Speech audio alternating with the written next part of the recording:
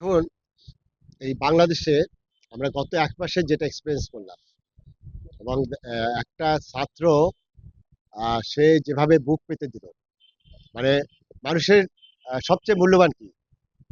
জীবন। তারা কিন্তু জীবন উৎসর্গ করে দিয়েছে এবং এই যে ছাত্রদের যে কন্ট্রিবিউশন, এটা গোটা জাতি কিন্তু এটা স্বীকার করা উচিত। 100%।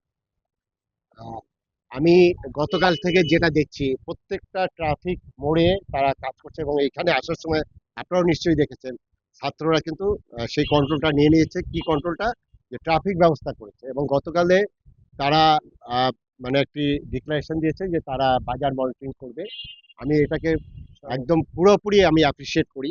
প্রথম যে জিনিসটা হলো যে এখন কিন্তু অনেকগুলো জেলায় আমাদের অফিসও কিন্তু পুড়িয়ে দিয়েছে এবং আজকে ময়মনসিংহ থেকে আমাকে আমার ওখানে যে উপপরিচালক ফোন দিয়েছে যে ছাত্ররা চাচ্ছে যে বাজার মনিটরিং এ আমাদের অফিসার যাবে। আমি সাথে সাথে তাদেরকে নির্দেশ দিয়েছি যে তোমরা ছাত্রদের সাথে কথা বলে যাও বাজার মনিটরিং, এবং আমরা ছাত্রদের যে কন্ট্যাক্ট পয়েন্ট আছে তাদের সাথে যোগাযোগ করবো। যেমন আমি আজকে এখানে আসছি, এইখানে আমি ছাত্রদের ইনভলভমেন্ট চাচ্ছি।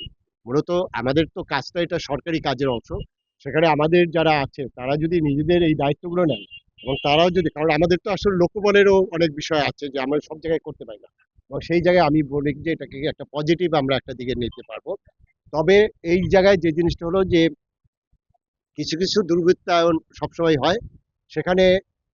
বাজার মনিটরিং এর নামে ওই যে রাতের বেলা কেউ ঘুমাতে পারছে না, আপনার প্রতিটা জায়গায় পাহারা দিতে হচ্ছে, তা ওই লোকগুলো কিন্তু বাজার মনিটরিং এর নামেও কিন্তু ম্যানিপুলেট করতে পারে।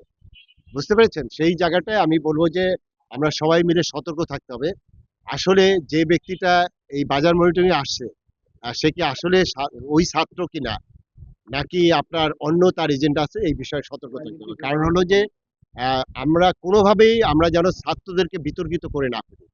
তাহলে কিন্তু এই যে ত্যাগ তিতিক্ষা, এই যে 400 মানুষ এর যে রক্ত বা যে জীবন দিয়েছে, সেই জিনিসগুলো কিন্তু আপনার প্রশ্নবিদ্ধ হতে পারে যদি আমরা এই জায়গাগুলোতে যদি এখন সতর্ক না থাকি।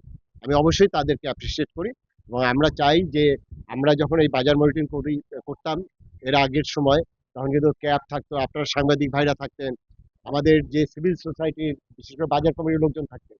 এখন আমাদের আরেকটা শক্তি যোগ হয়েছে, আমাদের ছাত্রদের শক্তি, এবং আমরা সম্মিলিত শক্তি নিয়ে আমার মনে হয় যে এই বাজার নিয়ে এত কথা হয়েছে গত 3-4 বছর, সিন্ডিকেট সিন্ডিকেট, আমার মনে হয় যে এই সিন্ডিকেটটা ভেঙে দেওয়ার কিন্তু এখন সময় আসছে। ধন্যবাদ।